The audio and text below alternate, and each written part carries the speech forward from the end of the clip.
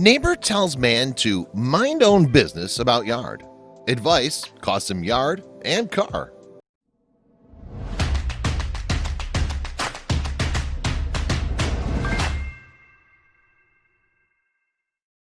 Sweet revenge.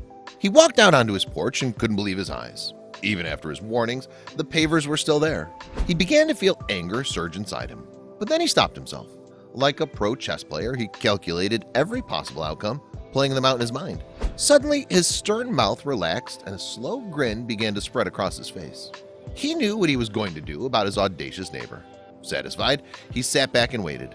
"Karma will take care of it," he whispered, chuckling to himself. And oh boy, was he right. Before we begin, make sure to smash that like button, subscribe to our channel, and click the notification bell for more amazing videos. New neighbor.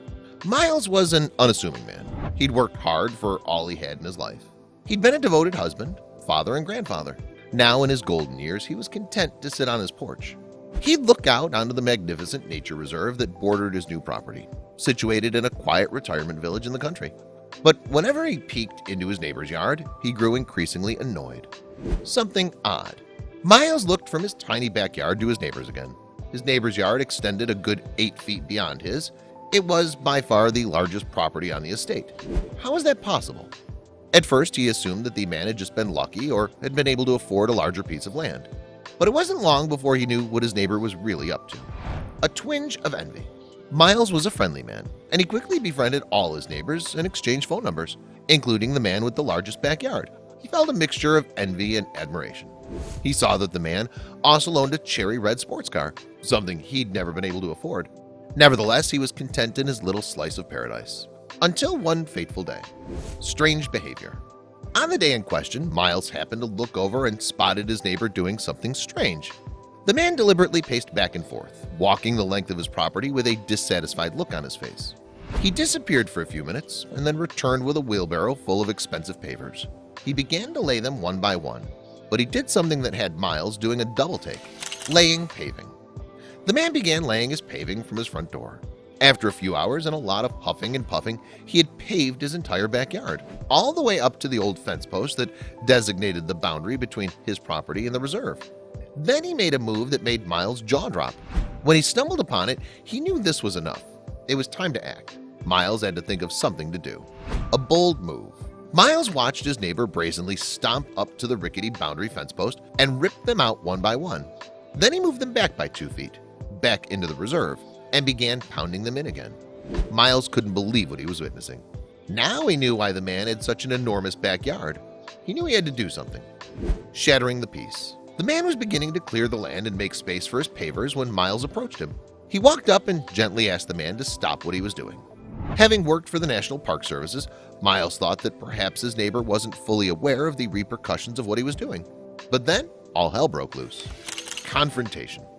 Miles had barely gotten a word out when his neighbor rudely interrupted him. Turning aggressive to face him, he began to yell, "You're new here. I've been here 10 years, he spat. "Mind your own damn business." Miles didn't have to be told twice. He left without another word, deciding that pressing the issue with the defensive man wasn't going to get him anywhere. But maybe there was another way he could make him understand. What could he do? Miles clenched his fists helplessly and watched the man complete his paving, effortlessly extending his yard by an additional 2 feet. Could he stand idly by and watch the reserve he loved get destroyed slowly by this audacious man? He must have been doing this for years. Where would it end?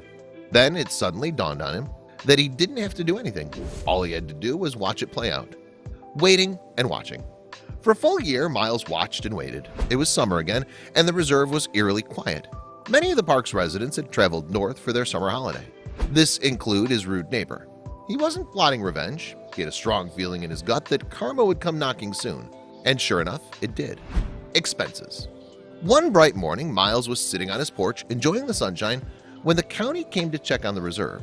And when they saw Miles' neighbor's backyard, they were not impressed.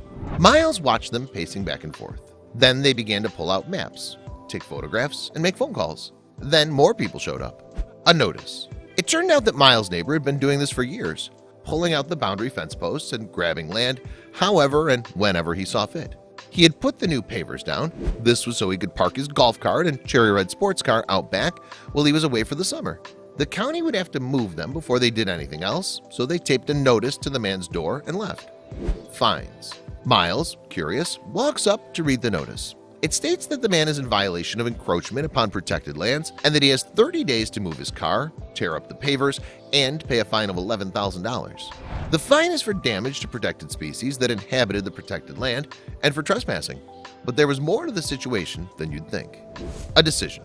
Failure to comply within 30 days would result in the golf cart and sports car being towed away and impounded, and the pavers would be dug up and carted off at the man's expense. Additionally, the fine would be increasing every day past the deadline. Miles smiled to himself. Should he call his neighbor? The question floated in his mind as he smiled.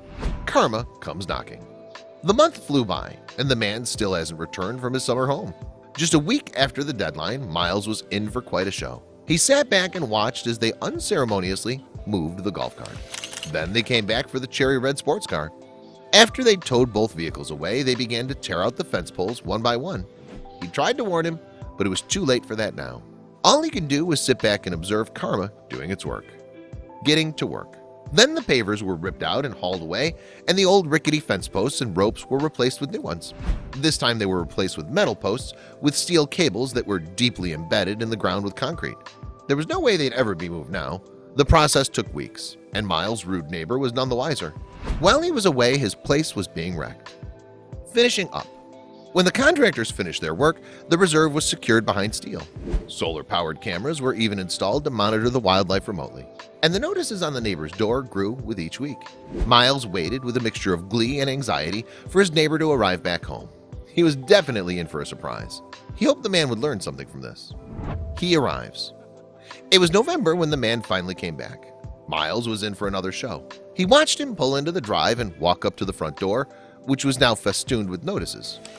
The man read them one by one with a look of incredulity before digging out the first notice. Then he ran out to his backyard and began to scream. Fury. The man rushed back to his car to fetch his cell phone and then proceeded to call the county to find out where his sports car and golf cart were, unleashing a torrent of curses in his blind rage. Miles watched quietly from the window, smiling to himself. He knew this was what the man deserved, but he didn't think it could have gotten better. But the poetic justice of it all was still to come. Poetic justice. 3 days later, the man confronted Miles, demanding to know if he was there when the county stole his car and destroyed his backyard. Miles replied that yes, he saw it all. Well, why didn't you call me when you saw them putting notices on my door? You had my number up north. Miles paused before replying. He said that he thought about calling, but figured it would be better if he just minded his own damn business.